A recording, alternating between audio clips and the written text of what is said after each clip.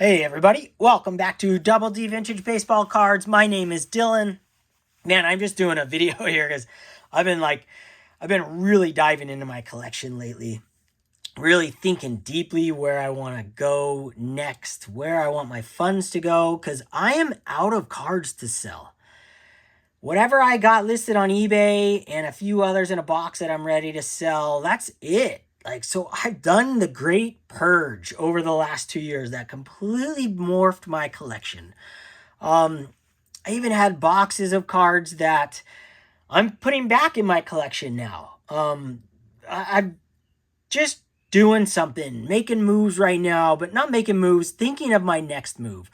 What do I want to buy? What do I want to go after? And as I'm going through my cards, what you see in front of you is little part of where I want my collection to be headed, and what cards I'm going to try and target. And I'm going to try and go in the vintage area. I'm going to dive back in and buy some smaller but key cards for my collection.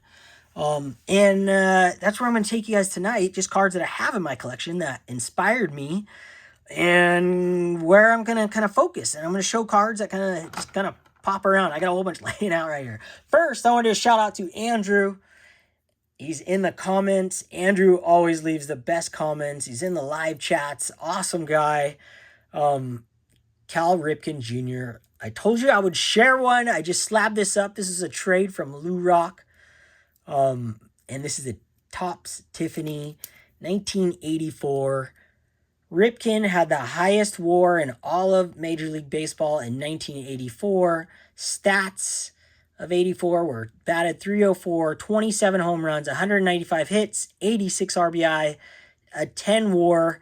And I only know that he was the highest in WAR because of a friend of mine, Shane. And I just happened to have this card and I was slabbing it. And then I just got that info like the day before. So I was like, yeah, that's sick. So shout out Andrew, Cal Ripken. I do collect his cards. But let's dive into what you're here for. And I'm going to share with you some of my collection.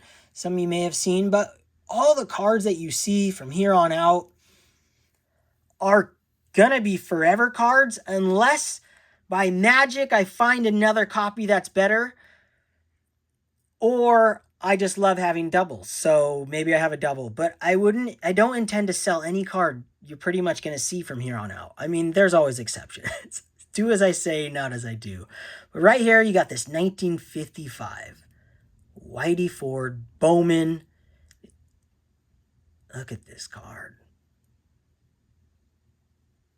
I used to hunt these 8 OCs down like you wouldn't believe. And I was always hunting the ones that were top to bottom, not side to side. And that was brought up in a chat. I think Adam, my buddy Adam Vintage Sanctuary, asked that question to Greg, or talked about top and bottom centering versus left and right. And I'm like, dude, that strikes a chord with me because I have a bunch of 8 OCs still that I did not sell during the purge. And I'm not going to sell them because they look like this. It's just too glorious. And I've also thought about trying to hunt some more of these 8 OCs top to bottom down because they're so freaking cheap and they look incredible. And I think I like them. I still like them. So centering guy or not, I'm not going to get rid of that card anymore. And maybe I will find some more 8 OCs top to bottom on eBay that I pick up. I'm loving going through my collection now. Every card is just freaking so sick. I've had this prior to the purge as well. Had this one forever. Like that last Ford you just saw. These are ones that just didn't make the cut. I couldn't sell them. This is a 1952 Bowman Hank Bauer. Incredible Yankee. Hank Bauer's in every Yankee book I ever read. And I had 2 of his cards. One got cut during the Great Purge of the last 2 years, and it was a 1952 Topps in a PSA 7. And I sold that thing, and I couldn't believe the price I got for it. I was blown away. And to me, I just could not enjoy it anymore. It was so far off-centered, left to right, that it just didn't, it bothered me. So I got rid of it, and I do not regret it one bit. But this guy, this Hank Bauer, it's not dead centered, but whatever it is, the overall eye appeal of this card checks my brain boxes, checks my collecting box. And when you look, it's like, oh my gosh, that collection is sick. Every card. I just love them. And that's how I'm going to continue to collect. I'm going to hunt down the good-looking eye appeal cards. This Phil Rizzuto 1952 Bowman. One second. I gotta get a sip of water.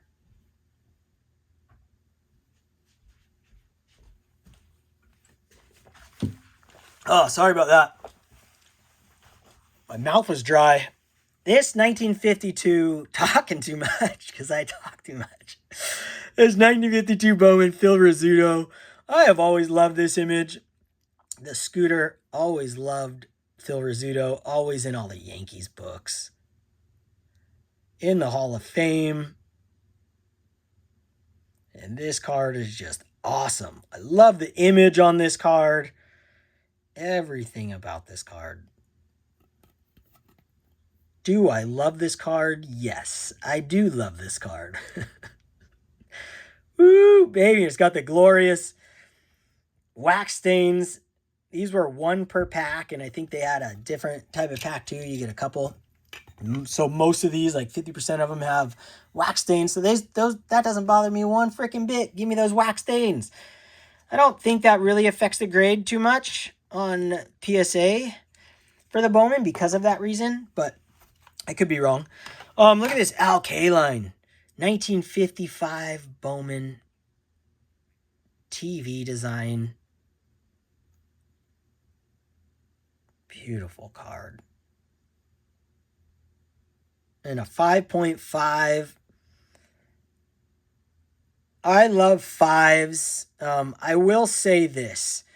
5s to me are the most perfect, best value, best bang for your buck out of any card out there. Because you get all the worlds. On a PSA 5, you're guaranteed, at least according to their technical system, and I have not seen one with a crease. When you have a 5 or above, you are not allowed to have a crease or a wrinkle, which is just awesome to know that. So when you have a 5 or when you're bidding on a 5, you know there's no secret crease or wrinkle, whereas the 4s, they could have wrinkles and creases. And they do. And they're hard to spot, but they have them on the fronts and backs. So 5s to me are just like, they're the perfect everything. Corner-wise, all the above. Like I look at the Ford, I look at this. The off-centeredness on the Ford doesn't bother me because it's top to bottom. You still have a border, but this is the preferred card. This card to me looks better than that card, but that's still glorious. So they're both stained. I don't need a perfect card like that. It's like a perfect card right there. This K-Line is like a perfect card. Let's look at that thing again. It's a little off-centered, left to right, but so hardly unnoticeable because of this border. So it's not a perfect card. Gosh, it's beautiful though. Look at that thing. Okay, put that there. Let's look at the Hank Aaron 1955 Bowman. This is when I really dug in and hunted for this card. This is in the beginning of me going down this centering stage where I got lenient on some cards, but this card, I spent so much time. This is when I truly wanted to make sure I had another copy of one that I sold. And I wanted it to be better than the previous copy. And this Hank Aaron 1955 Bowman. Let me get the focus going. Bam, there you go. Right there. I love it. I love this example. It's just a beautiful. There's some scratches on the case, which I've done a lot of polishing on this, but I haven't broke out the 1000 grit sandpaper that will get anything out. But then you got to do like 4 steps. This card is just beautiful. And then when I was looking at this Hank Aaron card, so that's just, the more you dive into your own collection, the collection that you have, like I always just say, why do I even buy any more cards? I don't need them. I really don't. I have an awesome collection. And when I dive back in, I enjoy it more and more. Like, it just amazes me of the collections that we build. And I'm proud of it. It's an accomplishment, and you guys know how long it takes to make these things, but I'm getting inspired by my own collection. I'm going through it, and I'm like, oh my gosh, Hank Aaron, yes, I forgot I had that. I mean, I didn't forget I had that card, but I hadn't seen it so long, and I'm like, God, I just bought a Hank Aaron at the National. And then that got me going, man, what other Hank Aaron's do I have? This is the 1956. Because I had a bunch of Hank Aaron's that I sold, and they were tough. I force sold some. I'm going to sell because I need to just unload. I need to get rid of it. I'm never going to display it again. And I bit the bullet on some Hank Aaron's. And to get them back, it's like, yes. And I even had doubts. I thought I was going to sell this at the National, trade it, or sell it later. I changed my mind. The more I look at it, and the more I realize how I want my collection, I want to keep grabbing these Hank Aaron's and these incredible copies of some of these iconic, awesome cards. Every card from the 56 set and 55, they're like iconic, of the greats. And then I got this Mickey Mantle that's never going to leave my collection.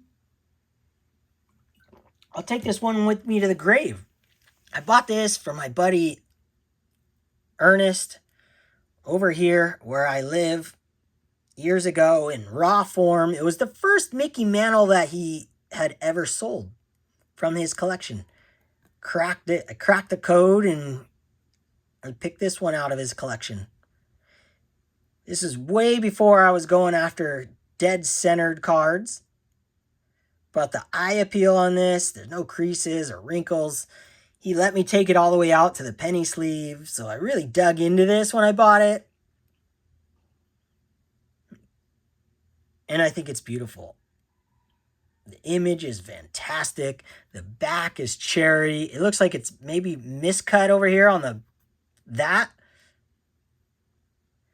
I could care less about miscuts on the back. The more miscuts on the back, the better for me. Like when I find a PSA card that says MC, first thing, and it's centered on the front, I'm like, hallelujah, I found the jackpot of a card. I missed the 58 Willie Mays. I thought I bid it to the moon, and I missed it a few months ago, and I'm still kicking myself.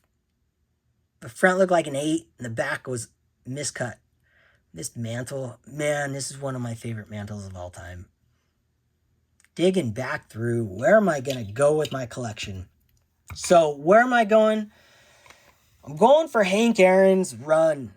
I'm going to do my first run ever. And it's going to start with Hank Aaron. Because I had all of his cards at one time. The whole run. When you add the cards that I bought now with the cards that I sold. Like, if that makes any sense. There's some cards. So I need the 61. And I need maybe the 68. I have to look in my album to see if I sold it or not.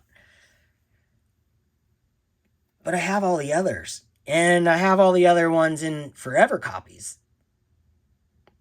So I'm like, man, I could do a player run. And this Hank Aaron 1955 Topps. It crossed my mind to sell this card. And I just can't do it. I never got the guts to list it because it's just too beautiful. Like, it just hits my eyes in the right way. No, it's not dead centered. No, I wouldn't hunt this card down today. I would get the image like this and I would find a centered one and pray it was a lower grade. But this card is it's just incredible. Just the 55 Hank Aaron is, you could easily argue this is his best looking card. But Hank Aaron has the most incredible looking cards. Him and Clemente and Mantle, those three have taken the run of greatest looking baseball cards of all time. I'm going to take Mantle out, put Hank Aaron there. Pull back a little bit. So all week I've just been thinking about it for a while. Where do I want my funds to go? Where do I want my next purchase to go? And I have decided to do that Hank Aaron run. So I could show more of the Hank Aaron's right now, but I'm going to save them. Just going to have fun with this. Just excited. So that's kind of the news of the day for me. I'm going to do my first player run and I'm going to try and stick to it. Going back old school, I'm going to stay away the random hunts. I'm going to just specifically hunt for certain Hank Aaron cards that I need and that I want. Okay, guys. Hope you get inspired out there and not influenced. Or as I say, don't be influenced, be inspired. Shaka.